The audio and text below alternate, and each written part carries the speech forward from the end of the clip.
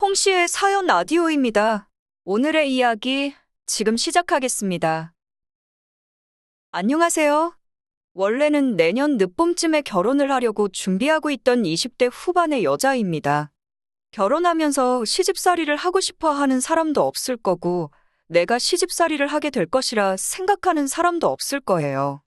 저 또한 그 중에 하나였습니다. 남자친구는 저랑 나이가 같습니다.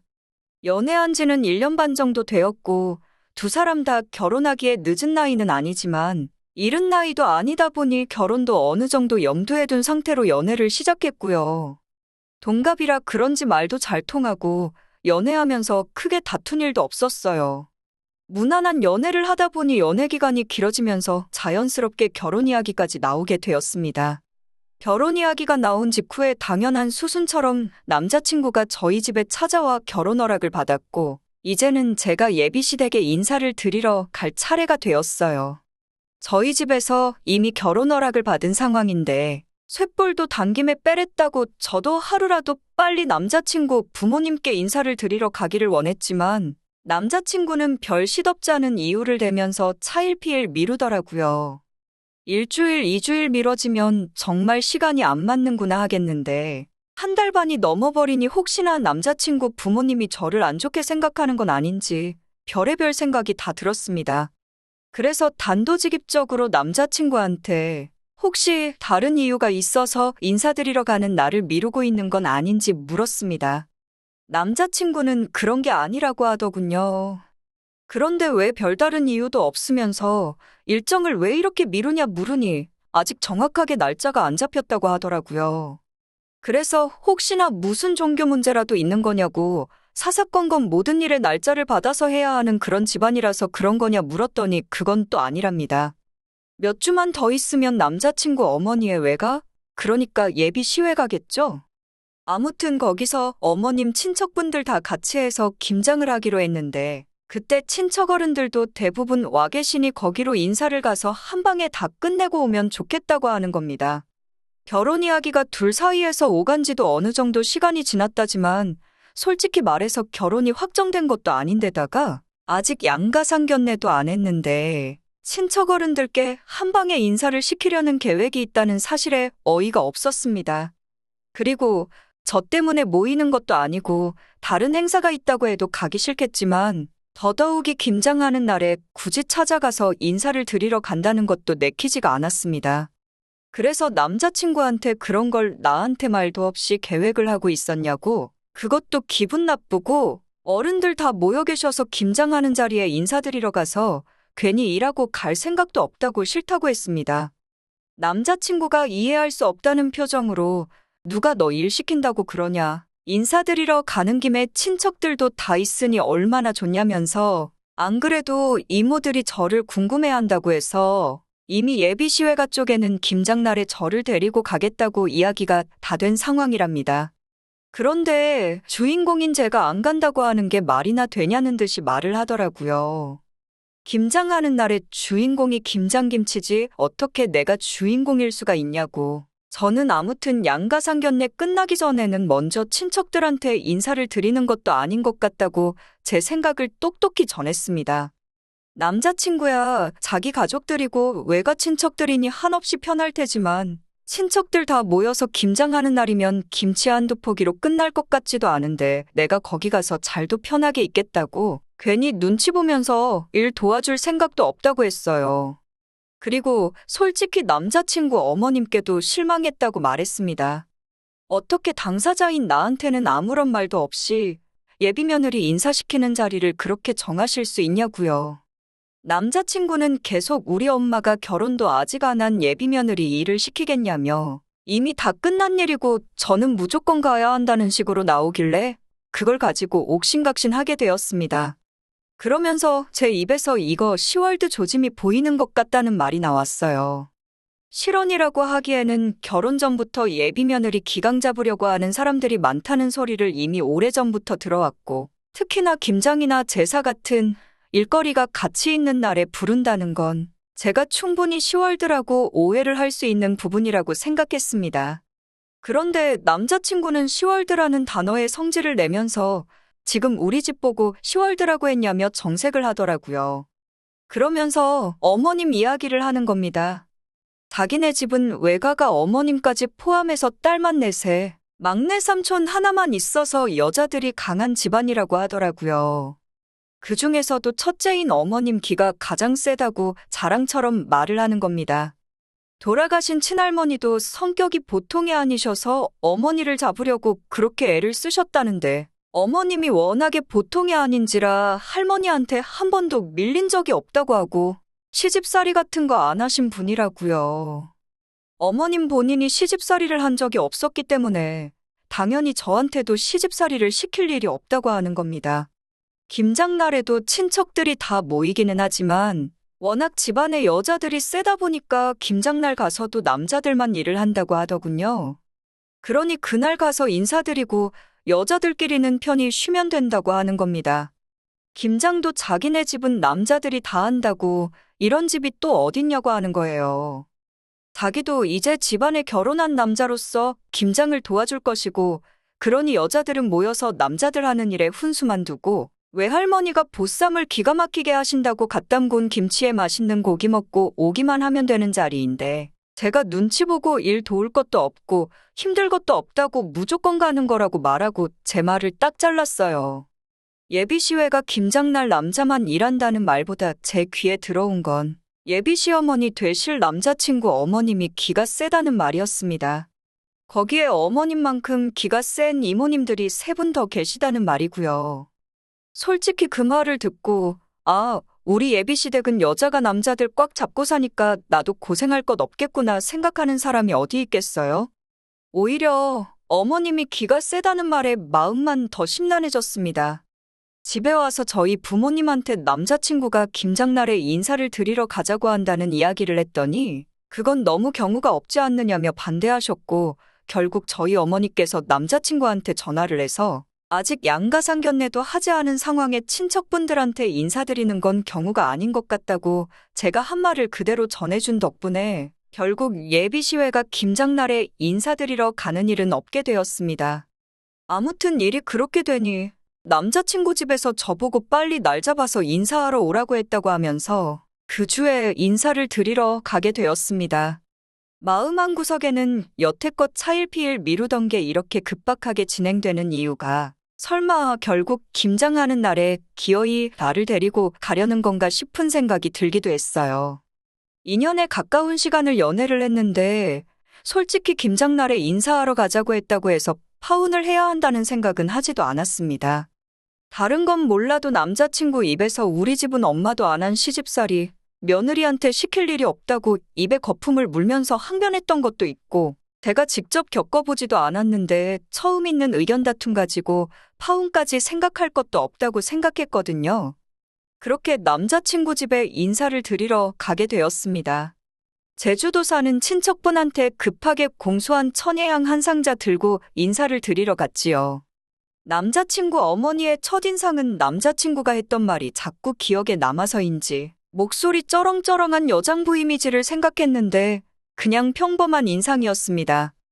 환한 미소로 반겨주셨고 식사 시작하기 전에 이런저런 간단한 이야기를 나누었는데 기가 세다는 말에 제가 처음부터 너무 겁먹고 있었나 싶을 정도로 말이지요. 남자친구 말대로 시집살이는 없겠다 싶었고 경우에 따라서는 그냥 김장날에 인사드리러 가는 것도 그렇게 크게 어려운 일이 아니지 않을까 싶은 생각도 들었습니다. 그런데 그런 생각들이 무색하게 1시간도 채 지나지 않아서 산산조각 나 버렸습니다. 예비 며느리 온다고 음식 이것저것 준비하셨다길래 봤는데 정말 식탁이 꽉 찰 정도로 이것저것 해놓으셨더라고요. 상차림을 슬쩍 봤는데 누가 봐도 오늘 해놓은 반찬들이 가득했어요. 밑반찬 종류만 10가지가 넘었거든요. 정말 몸둘바를 모를 정도로 저를 위해 준비해 주셨나 싶을 정도였습니다. 남자친구가 앉은 옆자리로 따라 앉았는데 남자친구 어머니가 저보고 앉기는 어딜 앉냐고 하면서 잠깐 이리 좀 와보라고 저를 불렀습니다. 따라가 보니 밑준비가 끝난 삼색나물이 있었고 어머님은 저한테 비닐장갑 하나를 건네주더니 저보고 간을 맞춰보라고 하더군요. 제가 반찬 같은 건 따로 해본 적이 없다고 힘들게 준비하셨는데 제가 괜히 망치는 거 아닌가 싶다고 했더니 어머님이 옆에서 다 알려줄 테니 걱정 말라 하시더군요. 보니까 재료도 다 꺼내놓으셨고 나물도 다 데쳐놓고 밑준비도 다 끝나 있는 상황에 정말 제가 간만해서 무치기만 하면 되는 상황이었어요. 다 준비돼 있는데 뭐가 어려운 일이겠어 하고 그냥 시키는 대로 따라했습니다. 다 무쳐놓고 한입 간을 봤는데 맛있더라고요. 그때까지만 해도 음식하는 게 생각보다 재미없는 게 아니구나 신기하기도 했어요. 그런데 어머님이 당신도 간을 보겠다며 한입 드시더니 이건 뭐 생으로 먹는 거나 다름없네 하면서 우리 아들 입맛에는 안 맞는다 하시며 맛소금을 팍팍 치더라고요. 그리고 나서 제 입에 한입 넣어주셨는데 제가 먹었을 때 이미 간이 충분했는데 소금을 더 쳤으니 제 입에는 많이 짜더라고요. 어색한 미소로 흐으하고 한번 웃고 말았는데 어머님은 이 정도는 해야지 우리 아들은 밍밍하면 손도 대질 않는다고 말했습니다. 그리고 자리에 앉아서 본격적인 식사를 시작하게 되었어요. 준비하느라 고생하셨을 텐데 솔직히 반찬들이 제 입에는 전부 다 자극적이고 간이 세더라고요. 그리고 제가 식감 때문에 안 먹는 반찬들도 많아서 솔직히 전부 다 손이 가지를 않았습니다. 그런데 어머님은 제가 밥 먹는 걸 지켜보더니 당신이 드시던 젓가락으로 이것도 먹어봐라, 저것도 먹어봐라 하면서 제 밥 위에다가 집어서 올려주시더라고요. 그러면서 하는 말이 하나씩 다 먹어보고 맛을 잘 기억하라고 하는 겁니다. 상차림에 밑반찬만 잔뜩 있던 이유가 뭔지 알게 되었어요. 어머님은 저 온다고 음식 준비를 하셨지만 아들이 좋아하는 반찬들로만 골라서 해놓은 거라고 하시더군요. 앞으로 아들 식사는 당신에서부터 제 소관으로 넘어오는 것이니 우리 아들 밥을 잘 챙겨주려면 입맛이 어떤지부터 알아야 한다고 하면서요. 그리고 그때부터 어머님의 본마음이 하나둘씩 나오기 시작했어요. 식사 도중에 뜬금없이 결혼하고 나서는 회사는 언제까지 다닐 생각이냐고 물어보더라고요. 조금 당황스러웠던 건 남자친구하고는 벌써 이야기가 끝난 일이었거든요. 저는 제가 열심히 공부해서 이뤄놓은 커리어인데 결혼한다고 해서 직장을 그만둘 생각은 없었어요. 아이가 태어난다고 해도 육아휴직 제도도 있고 저랑 남자친구가 번갈아 가면서 1년씩 육아를 하면 된다고 생각했었거든요. 그리고 만약에 정말 육아 문제로 직장을 그만둬야 할 때가 온다면 그건 그때 가서 생각해 볼 문제지 지금 당장 정할 이유도 없다고 생각했습니다. 그래서 남자친구한테 이야기 못 들으셨냐고 직장은 결혼한다고 해서 그만둘 생각이 없다고 말씀드렸습니다. 그런데 어머님은 그러면 안 된다고 제 말을 딱 자르더군요. 자식은 아들 하나 딸 하나 해서 둘을 낳아야 하고 아들이 밖에서 힘들게 일하고 퇴근하면 집에서 아내랑 자식들이 아빠를 반겨주는 게 당연한 거 아니냐고 하면서 저는 집에서 애 키우면서 남편 내조를 해줘야 한다는 거예요. 그 말을 들으니 시집살이가 별건가 싶었어요. 꼭 시어머니가 같이 살지 않더라도 결혼하면 이렇게 해야 한다, 저렇게 해야 한다 하면서 제 의사와는 상관없이 시어머니가 원하는 대로 며느리가 따라야 하는 거라면 그게 시집살이 아니겠어요? 그때 딱 남자친구가 어머니가 기가 세다는 말이 무슨 말인지 이해가 되더라고요. 당신이 원하는 대로 일이 풀리지 않으면 원래 성격이 나오는 겁니다. 당장 우리 아들 밥은 누가 해주나 하면서 저보고 자꾸 그러는 거 아니라고 하시길래 밥솥으로 밥하는데 어려울 것도 없고 정 귀찮으면 즉석밥도 있지 않냐, 반찬도 반찬 가게에서 사면 되는 거 아니겠냐 했지요. 어차피 맞벌이 부부인데 밥이야 누가 준비하든 상관없는 거 아니겠냐고, 정 둘 다 귀찮으면 나가서 사 먹으면 되는 거 아니겠냐고요. 어머님 표정이 쟤는 뭔데 따박따박 말대꾸를 하지? 하는 표정으로 변하더니 그러면 나가서 열심히 돈 벌어와야 하는 우리 아들한테 조미료 투성이 음식을 먹일 생각이냐고 하시더라고요. 당장 어머님만 해도 나물 무치는데 맛소금을 들이부은 데다가 차려놓은 반찬들 맛만 봐도 조미료가 조금씩 들어갔다는 건 요리해본 적 없는 제가 봐도 알 정도였어요. 남자친구는 제가 어머님이랑 사소한 기싸움을 하고 있는데도 멀뚱멀뚱 구경만 하고 있지 아무 말도 없더라고요. 조금이라도 눈치가 있으면 이런 이야기가 오고 가지 못하게 막아줬으면 싶었는데 어머님은 자꾸 억지를 부리고 저는 싫다는 의사표현을 해야 했으니 상황이 종결이 되지가 않았습니다. 그러다가 결국 남자친구가 눈치를 챈 건지 입을 열더라고요. 끝도 안 나는 이야기는 그만하자고 하길래 드디어 이 자식이 제 역할을 하려는가 싶었는데 대뜸 신혼집을 엄마 집 근처에다가 구하면 다 끝날 일이네 하더라고요. 그러면 어머님이 오며 가며 하면서 우리 살림도 봐주고 냉장고도 채워주고 하면 되지 않겠냐고요.